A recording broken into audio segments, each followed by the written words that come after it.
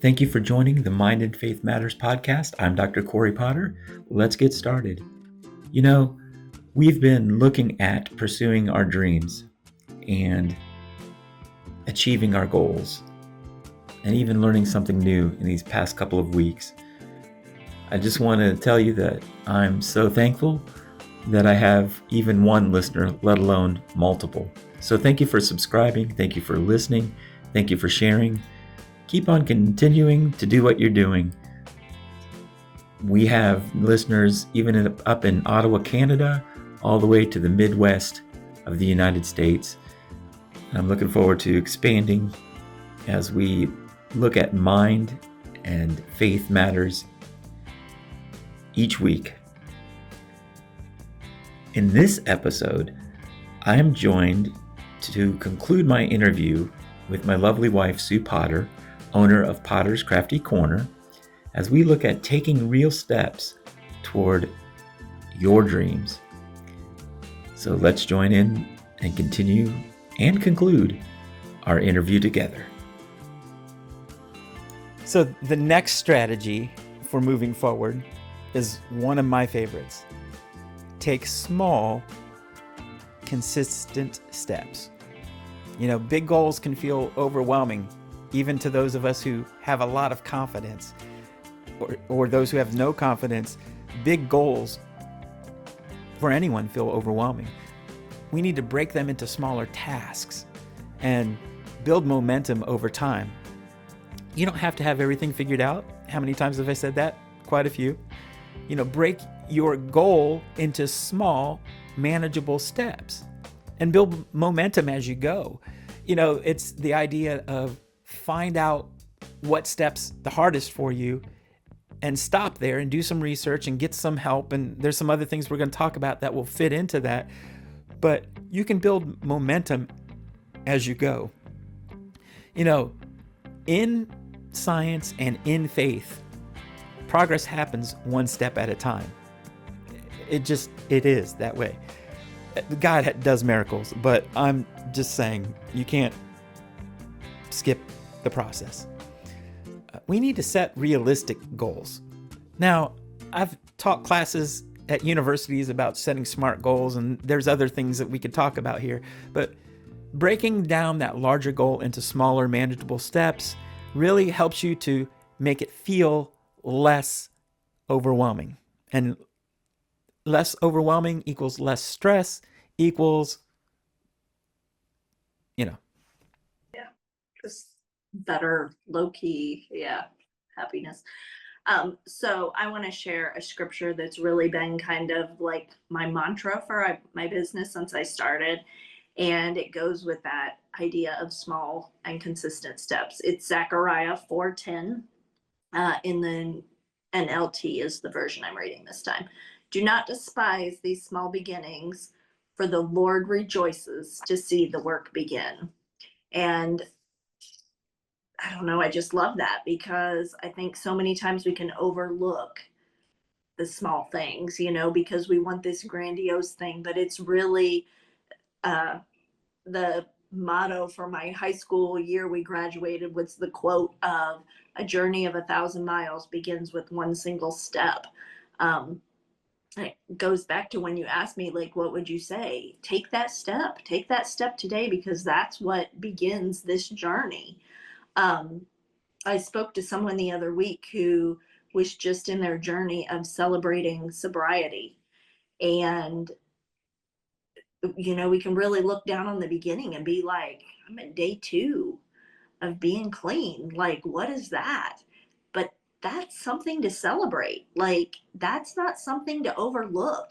Day 1 means you were brave enough to actually initiate change. And that's huge. That is not inconsequential. And then you spoke on consistency, not small. So that was my small, but then you said consistent steps. And consistency is one of our key things that we talk about in that business mentorship group that I told you that Summer Hammonds runs. I know I've seen it play out in my own business journey as well. And it's true in our personal lives. We have to show up each day. We have to be consistent. And I feel like our consistency speaks to others as well. Like it speaks that that we're going to show up for them, or it's not only speaking to us, but it's speaking to the world around us, kind of a thing, whether it's people in your own home or elsewhere. um so where do you need to be more consistent? Like, take time in this step and really think about it. Is it just in your time with the Lord and being still? Because, we're in a fast paced society and we don't practice that stillness anymore. Maybe that's what you need to be more consistent with. Maybe it's on working on your mindset, like these things that we're talking about here. Maybe you just need to be more consistent with focusing on where your thoughts are going and where it's leading you. Maybe it's consistent with gratitude and not being grumbly, Nelly, but having some gratitude. Maybe it's just in your everyday habits at home of cleaning and getting the house picked up and things done. You need to be more consistent in that. Well, today is your day one. And so I encourage you to take that leap. And I feel like when we take those small steps are what create the habit, right?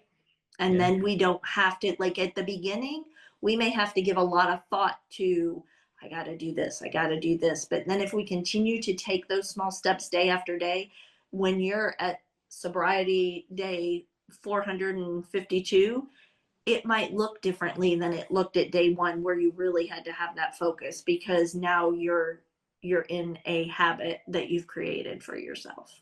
Yeah. And you're talking about sobriety a few times and starting a business, and I thought about family and even our family when it's about being consistent, even with your kids, and consistent steps and how we treat each other.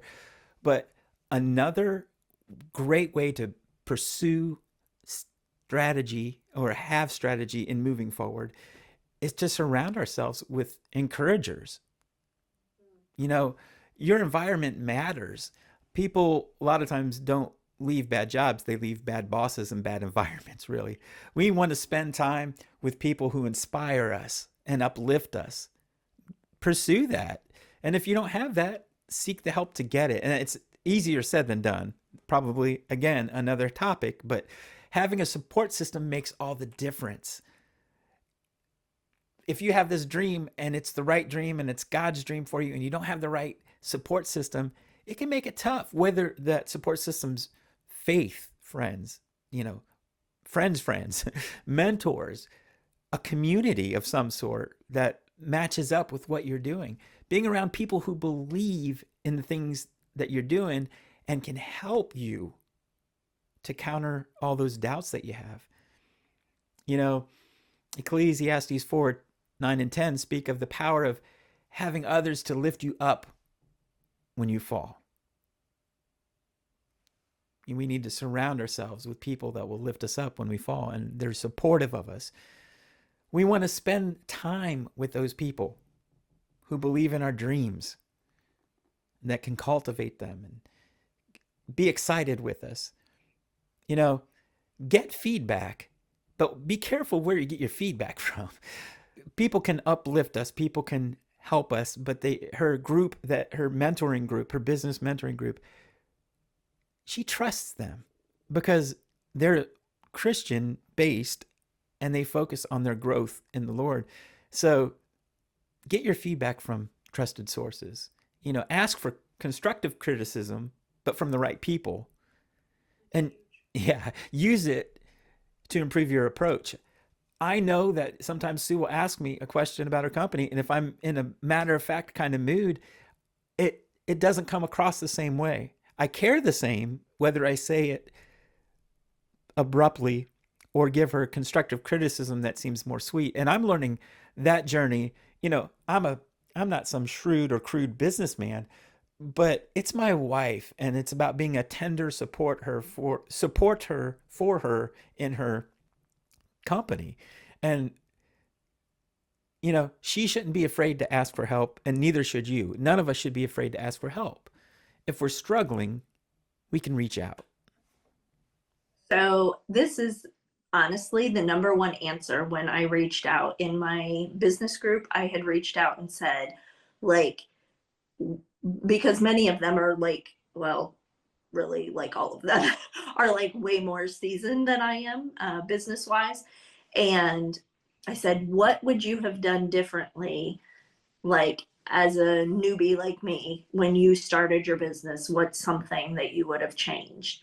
And the number one answer was, I would have got mentorship. That support system of like minded people is so critical to put yourself in.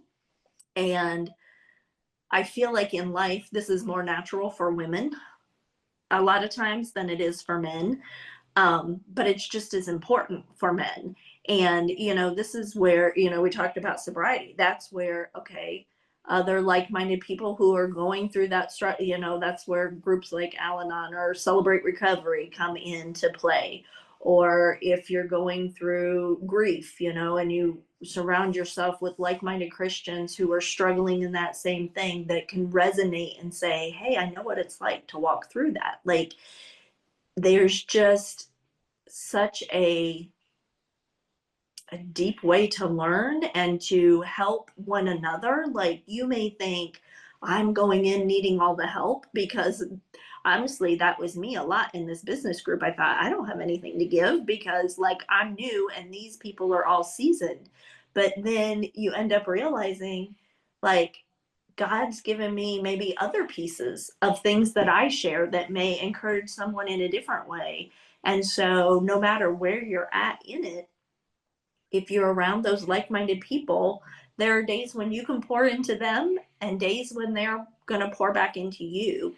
But it does take a vulnerability on our part. Like, they don't know how to help us if we don't speak up and say, hey, this is the support I need. And so it takes some honesty with ourselves, really, of saying, this is where I'm at, this is what I need, and then being vulnerable with people that you feel safe with. Excellent. So moving right along, not that I want to get off of that topic.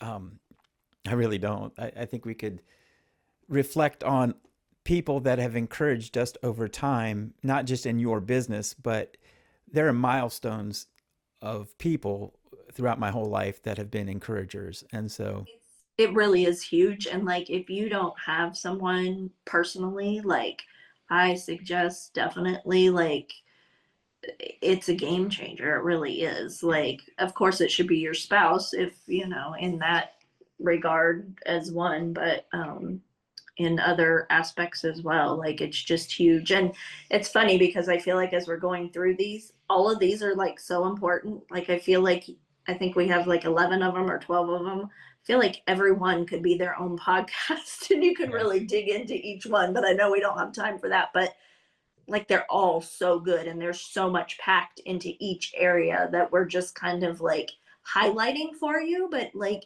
if you feel like, hey, number 7 really resonated with me, that surrounding yourself with encouragers, reach out to Corey. I Yeah. encourage you. Like, he's connectable. Like, and say, and if he gets a lot of feedback that says, hey, I want to hear more about that, he'll dig into it more for you. Like, he hears you, he sees you, so feel free to reach out and to, like, share with him maybe if there are some of these things that you think, man, I really would like to kind of dig Yeah. into that more. For sure. Yeah, I would 100%.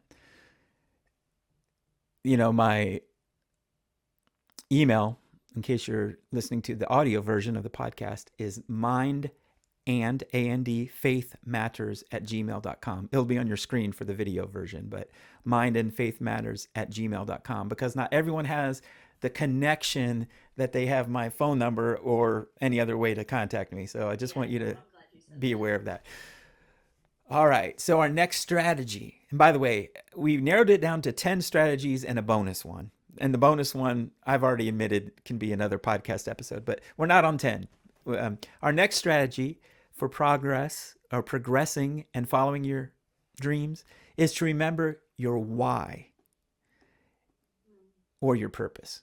Whether it's a calling, a passion, or deep conviction, knowing your why helps you stay committed even when doubt surfaces.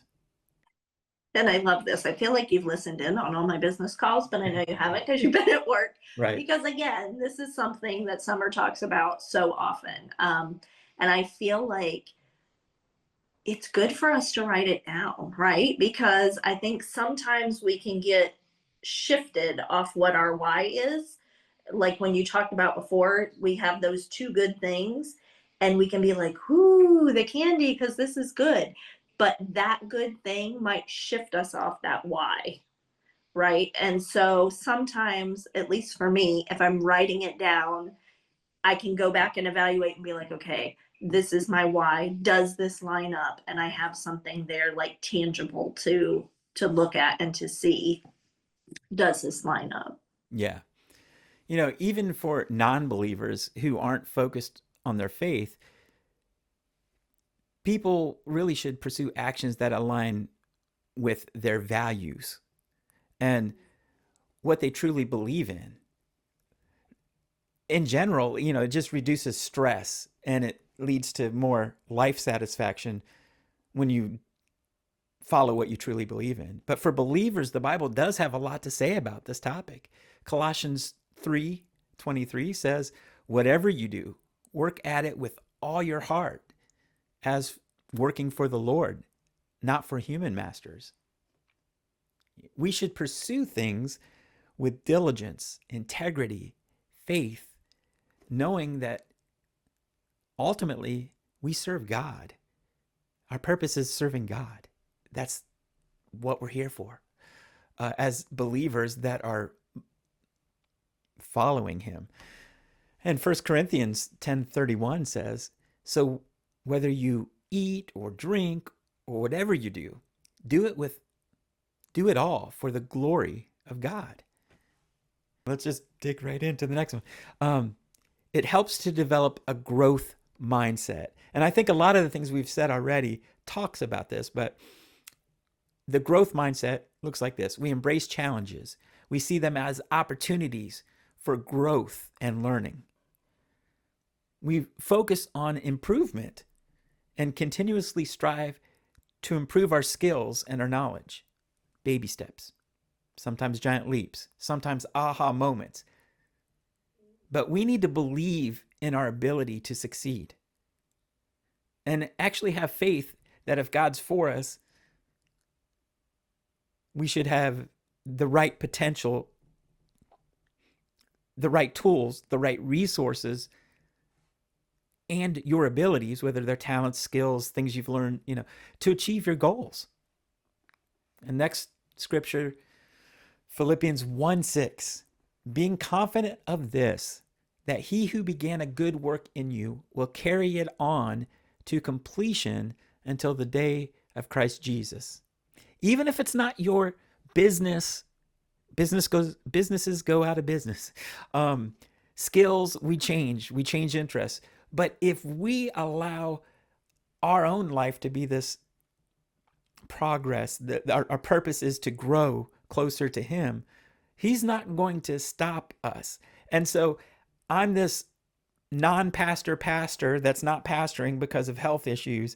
And I have a counseling degree that was not just sitting on the shelf. I used it to help people, but God's using me and completing some of the work that he did through Mind and Faith Matters. I know it, even if it's a little suspect to you. I know that in my heart of hearts. God is working in us, and spiritual growth is a lifelong process. We don't have to have it all figured out immediately. We all need to learn to be present and enjoy the journey or the process without always chasing an outcome. Think about that. Sometimes it's just the process of getting there that teaches us more than the actual outcome. My doctorate means a lot to me, and I worked hard for it. But it was the journey of growth and perseverance and figuring it out.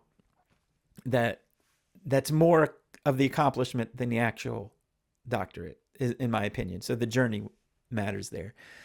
When we remain approachable by others and we remain teachable and curious, that's the whole thing. Remain teachable. I don't care how old you are, remain teachable and remain curious. I think of the curiosity of my grandson, and I think of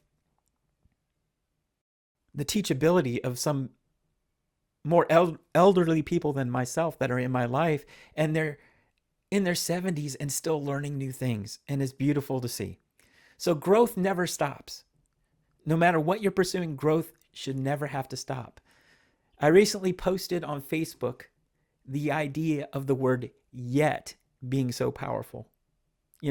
If we replace I can't do that, I can't figure that out, I can't play that instrument, I can't do that part of business, and we replace that with I can't yet, it turns that limitation into a work in progress. I haven't gotten there yet, but I'm growing, I'm teachable, I'm curious, I'm learning. Philippians 4:13 says, I can do all things through Jesus Christ, or through Christ, who strengthens me, which reminds believers that even when we feel incapable, God provides us the strength to grow spiritually, closer to Him, and by extension, we can honor Him more with bringing all of our hearts, all of our minds, all of our talents, all of it to Him. So, I don't know what number this is. I've lost track, but I'll have it on the screen as we go. This is 10. This is 10. This is our last one before the bonus. Our strategy, our next one is to practice self-compassion. Be kind to yourself. Speak to yourself the way you would encourage a friend, and a real friend, a true friend. Treat yourself with kindness. Acknowledge that everyone makes mistakes and that setbacks are a normal part of life. You need to forgive yourself. We can't dwell on past failures or perceived shortcomings that we have. I mean, there's other episodes that are going to be about forgiveness and moving forward from things, but right now we're talking about forgiving yourself when you don't complete a step or you think you might have failed. You need to recognize your worth. Self-compassion is about knowing your worth. Remind yourself of the strengths and the positive qualities that God has given you. The Bible says in Mark 12:31, love your neighbor as yourself. There's no greater commandment than these. Well, think about it. That verse assumes that we should have a healthy love for ourselves. If we're not loving ourselves, how can we love our neighbors as ourselves? If we're called to love others, we must first extend that love, that same love and grace to ourselves. 2 Corinthians 12:9 says, but he said to me, my grace is sufficient for you, for my power is made perfect in weakness. Self-compassion means accepting God's grace instead of being harsh on yourself for your shortcomings. So before I move ahead, I want to touch base. You had said something about remind yourself of your strengths and your positive qualities, and it's really about your worth. And I just wanted to share a good place. Like sometimes we're in such a spot where it's even hard to be like, I don't know what they are. And so Ephesians 1 is a great place to see truth. When we talked before about looking, like Philippians says, about what is true, Ephesians 1, God talks about who you are, about you're chosen, you're redeemed, you're forgiven, like all the things that you are. And so that's a beautiful place to go look for truth of who God says you are versus what you might believe you are. So just adding that little tidbit in there.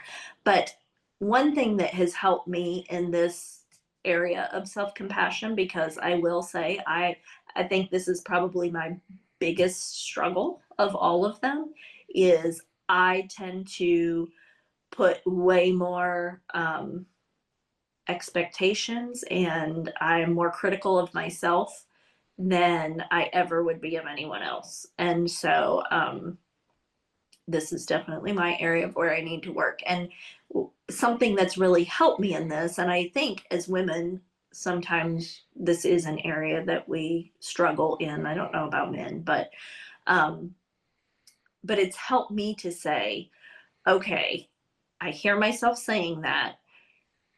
If this was my friend Michelle who's going through this right now, what would, and she's saying she's a failure, or she's saying whatever that I'm saying to myself, what would I say to her? And so many times it's drastically different than what I'm saying to myself. And so if I can just pause that button and say, okay, Michelle's going through this, what am I going to say to her? Then that encouragement is the same thing I should be saying to myself. It shouldn't be a different script, right? And so we need to have that same compassion for ourselves that we so often give to others. Can you believe it? Good word, by the way. We are actually made it through our 10 ways to progress in fulfilling your dreams. But we have a bonus. That's the way I say it. A bonus strategy for moving forward. This one encompasses everything we do and think. Are you ready? Let's do it. Okay. We need to prioritize mental and spiritual well-being. This means getting enough rest and relaxation in our life, staying active enough, eating the right foods, caring for ourselves, and take the time for prayer and quiet time with God and Bible study to stay grounded. This applies to so much. I think I'll really need to unpack this in a future podcast. I really do. But for now, I'll say this. When we're tired, worn out, or weary, it's difficult to pursue much of anything. We all need downtime. So we need to be sure that we block those times into our plans. We need to prioritize rest and really the protection of our emotional and mental space by setting clear boundaries of who we let into these dreams and things that we're pursuing. We can't just let anyone in, as we've talked about. And believers will never regret spending daily time with God. Spending time in prayer, Bible reading, and reflection to stay spiritually nourished. So, if you're struggling to start pursuing something, just remember, your dreams matter. The thoughts that hold you back don't have to define you. The most successful people have all faced setbacks, fears, and self-doubt. The difference is they didn't let these things stop them. So good. And, in a strange way, this has brought me comfort in the past. When I'm aligned with his will, my reliance has to be on him, right? And because I know I'm not capable of it. And when I'm not capable, then it's easier for me to turn it over and rely on him, which is what I should be doing no matter what the circumstances. But I find in the day to day, in the things that are my strong suit, it's so much easier for me to take those things into my own hands and to jump in without praying, or to move forward in my own power. And I think, in business or in whatever it is, it's easy for us to be like, oh, I got this. I can do X, Y, and Z on my own.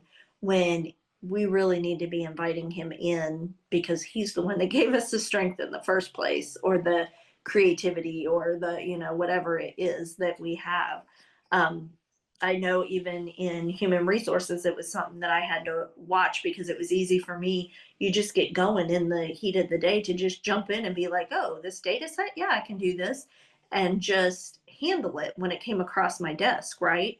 Um, and so I didn't always take that time to really surrender my day to him first and ask for his help in doing those pieces of my job, because I felt qualified and would just take it instead of seeking him. So,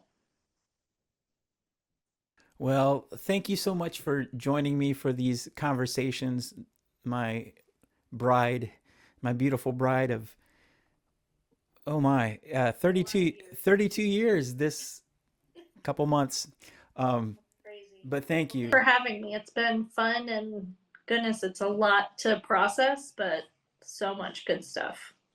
Yeah, well, we'll put some fancy visuals on the screen for those that are watching the video podcast. We'll break it down, and people can go back and listen. That's the beauty of recording, even though we have to embrace our flaws. Anyway, that wraps up today's episode. I hope that this conversation has been encouraging to you. If you enjoyed today's discussion, make sure you subscribe and leave a review. It helps to get this message out.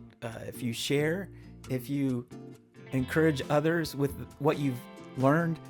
And the way I say it, even when people reach out to me directly on Facebook, as long as one person is positively affected by what we're doing, it's a win for me. So again, if you're wrestling with your thoughts and thoughts that are holding you back, I would actually love to hear from you. As Sue said, you can email me at mindandfaithmatters@gmail.com. You can reach out to me on social media or through email. So until next time, remember that your faith and your health do matter. Your dreams matter. Keep moving forward, one step at a time. You've got this.